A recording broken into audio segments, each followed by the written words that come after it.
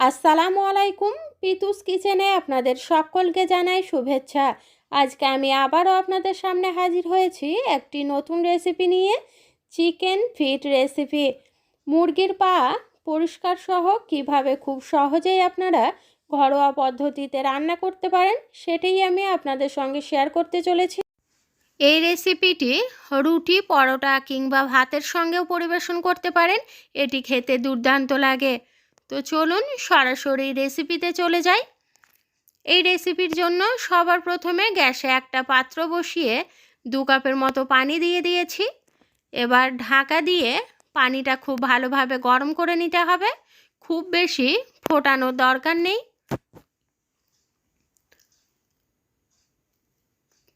কিছুক্ষণ পর ঢাকনাটা খুলে দেব। যখন এইভাবে বাবলস তৈরি হবে তখন দিয়ে দেব মুরগির পা। এখানে আমি ব্রয়লার মুরগি নিয়েছি, আপনারা দেশি মুরগির পাও এভাবে রান্না করতে পারেন। তো এইভাবে একটু নাড়াচাড়া করে নেব যাতে খুব ভালোভাবে পাগুলো গরম পানির মধ্যে ডুবে থাকে। এবার 1 মিনিটের মতো এভাবে রেখে দেব। 1 মিনিট পর আমি পানিটা ঝরিয়ে নেব। গরম পানির মধ্যে খুব বেশিক্ষণ রাখলে হবে না, তাহলে পাগুলো সেদ্ধ হয়ে গেলে চামড়াটা পরিষ্কার করতে সমস্যা হবে। তো ওই গরম অবস্থাতে এইভাবে চামড়াগুলো ভালোভাবে পরিষ্কার করে নিতে হবে। দেখুন খুব সুন্দরভাবে চামড়াগুলো ছেড়ে চলে আসছে। এইভাবে পাগুলো পরিষ্কার করে দেখবেন খুব সহজেই পরিষ্কার হয়ে যাবে। তো এইভাবে খুব ভালোভাবে চামড়াগুলো পরিষ্কার করে নিতে হবে। এইভাবে সমস্ত চামড়াগুলো আমি খুব ভালোভাবে পরিষ্কার করে নেব। দেখুন খুব সুন্দরভাবে চামড়াগুলো পরিষ্কার হয়ে যাচ্ছে। চামড়াগুলো ভালোভাবে পরিষ্কার হয়ে গেলে আমি 2 থেকে 3 বার ভালোভাবে ধুয়ে পরিষ্কার করে নেব।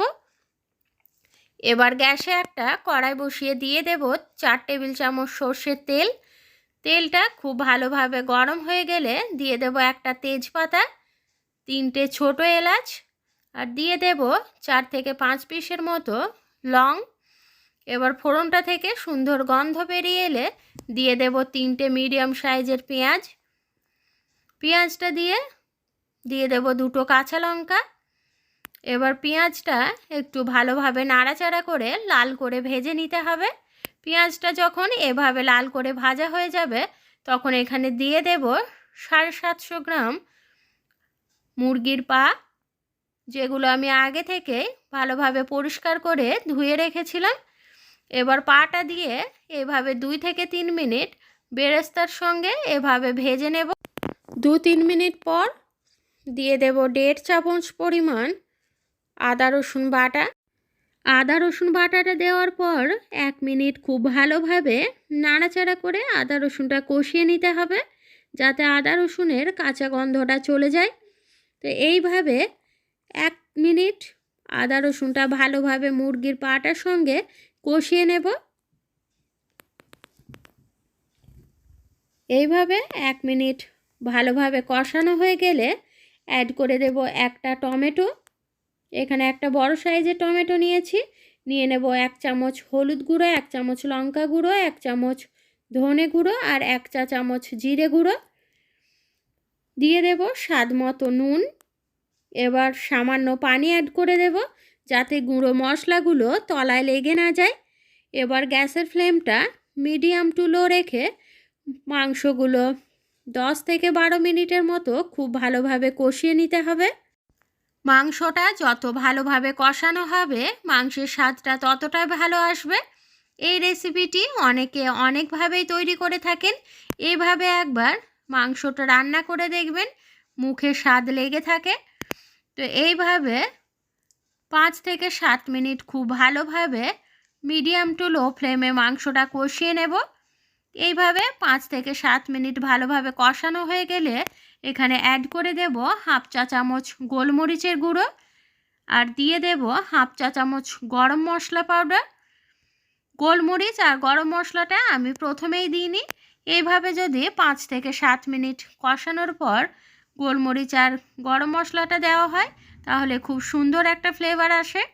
তো এইভাবে আমি আরও 5 থেকে 6 মিনিট ভালোভাবে কষিয়ে নেব।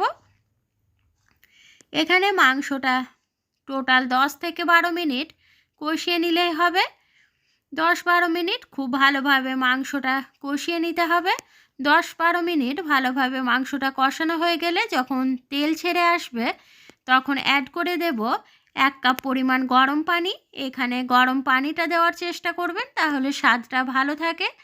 এবার ঢাকা দিয়ে রান্না করে নেব 10 মিনিটের মতো। 10 মিনিট পর ঢাকনাটা খুলে দেব। এখানে মাংসটা সেদ্ধ হতে খুব বেশি সময় লাগে না। এখানে আমি কষা করেছি, আপনারা সামান্য ঝোলও করতে পারেন। এই অবস্থায় আপনারা ধনেপাতা কুচিও দিতে পারেন। তো খুব সহজেই তৈরি হয়ে গেল আজকের রেসিপি মুরগির পা কষা। এই রেসিপিটি খেতে দুর্দান্ত লাগে, আশা করছি ভালো লাগবে। আমার এই রেসিপিটি যদি ভালো লেগে থাকে তাহলে প্লিজ চ্যানেলটি সাবস্ক্রাইব করে পাশে থাকবেন। লাইক, কমেন্ট, শেয়ার করতে ভুলবেন না। ভালো থাকবেন সবাই। আল্লাহ হাফেজ।